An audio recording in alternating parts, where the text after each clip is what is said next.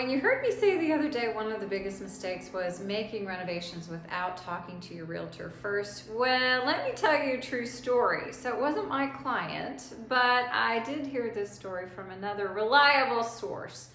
There was a house. It had water damage. Some of the floors needed to be replaced. And the husband and the wife went to the store and they couldn't decide which one they liked better. So they picked not one, but two different flooring types that you would see right when you walk in the front door. And guess what? Neither one of the flooring choices was currently in style. And all this was done right before the house was put on the market, and those choices dramatically impacted the sale of the house.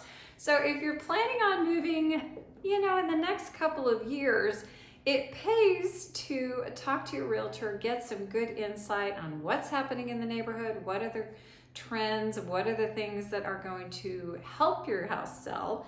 Now, if you're going to be in your house for the long term and you could care less what happens when you sell it, then that's another story. But word to the wise if you're planning on selling anytime soon.